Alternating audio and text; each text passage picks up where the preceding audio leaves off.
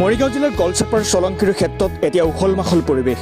আগন্তুক 30 জানুৱাৰীৰ পৰা আৰম্ভ হ'বলগীয়া দ্বিতীয় বৰ্ষৰ কন্যাকন্দা শিল নাট মহোৎসৱ 2026ক লৈ চলিছে ব্যাপক প্ৰস্তুতি। ৰাজ্যৰ নাট্য জগতলৈ এক নতুন জোৱাৰ আনি মৰিগাঁও জিলাৰ গলচেপাৰ চলংকিৰ ক্ষেত্ৰত অহা কাইলৈৰ পৰা আৰম্ভ হ'ব দ্বিতীয় বৰ্ষৰ কন্যাকন্দা শিল নাট মহোৎসৱ 2026। সমাজ হিতৈষী স্বৰ্গীয় কণেশ্বৰ কোঁৱৰ সোঁৱৰণী নাট্য মঞ্চত অনুষ্ঠিত হ'বলগীয়া এই মহোৎসৱক লৈ এতিয়া জিলাখনত এক উৎসৱমুখৰ পৰিৱেশে বিৰাজ কৰিছে। এই নাট্য মহোৎসৱে কেৱল মনোৰঞ্জন নহয়, বৰঞ্চ অঞ্চলটোৰ সাংস্কৃতিক উত্তৰণত এক গুৰুত্বপূৰ্ণ ভূমিকা পালন কৰিব বুলি গণ্য কৰা হৈছে। যদি আপুনি নাট্যপ্ৰেমী তেন্তে কাইলৈৰ পৰা চলংকিৰ ক্ষেত্ৰত উপস্থিত থাকি এই অনুষ্ঠানৰ আনন্দ উপভোগ কৰিব পাৰিব। মৰিগাঁৱৰ পৰা পুলকনাথ, টাইমছ গুৱাহাটী। এনেই যোৱাবাৰৰ দৰে আমাৰ প্ৰস্তুতি এইবাৰ অৱশ্যে আমাৰ প্ৰস্তুতি মানে কি হয়, যোৱাবাৰ আমাৰ মঞ্চটো একদম নৰ্মেল, আগতে যেনেদৰে পাহাৰীয়া সমতল ভূমি আছিলে তাত আমি মঞ্চ কৰা নাছিলোঁ। এইবাৰ অলপমান মাটি উঠাই ইয়াক মঞ্চৰ পৰ্যায়লৈ অনা হৈছে, গতিকে উপযোগী কৰা হৈছে, গতিকে যথেষ্ট কষ্ট হৈছে। আৰু আমি এইবাৰ যোৱাবাৰৰ দৰেই 3দিনীয়া কাৰ্যসূচী পালন কৰিম।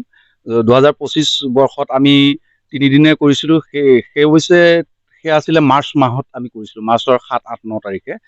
কিন্তু এইবাৰ আমি মানে অলপ আগতীয়াকৈ কৰিছোঁ, জানুৱাৰীৰ অহাকালি 30, 31 আৰু 1 ফেব্ৰুৱাৰী 2026 আমি কন্যাকন্দা শিল নাট মহোৎসৱ চলংকি, আমাৰ মৰিগাঁৱৰ এক আপোনালোকে জানেই সকলোৱে, চলংকি এক সামাজিক সাংস্কৃতিক অনুষ্ঠান। আমি বিভিন্ন ধৰণৰ কাৰ্যসূচী, বিশেষকৈ প্ৰকৃতিৰ লগত মানে লিংক থকা বিভিন্ন ধৰণৰ কাৰ্যসূচী আমি পালন কৰি আহিছোঁ। আৰু সেয়েহে আমি প্ৰকৃতিৰ মাজলৈ আহি প্ৰকৃতিৰ মাজলৈ ৰাইজক আনিবলৈ, দৰ্শকসকলক আনিবৰ বাবে আমি এই পাহাৰীয়া জেগাটুকুৰা বাছি ল'লোঁ। আৰু আপোনালোকে দেখিছে সৌন্দৰ্য, ইয়াৰ কিমান সুন্দৰ এটা বাতাবৰণ। আমি দিনৰ পোহৰতে এই নাটক কেইখন মঞ্চায়ন কৰিম। নাটক আহিব, পৰ্ণিগুৰামৰ ৰঙালয়ে নাটক কৰিব, তাৰপিছতে আমাৰ স্থানীয়ভাৱেও এখন বঘৰাৰ পৰা আহিব নাটক, এখন আমাৰ জাগিৰোড কলেজে যিটো নাট শাখা আছে তেখেতসকলেও এখন নাটক কৰিব। আৰু স্বনামধন্য অভিনেত্ৰী পাকিজা বেগম বাইদেউ, তেখেতেও এখন নাট লৈ আহিব।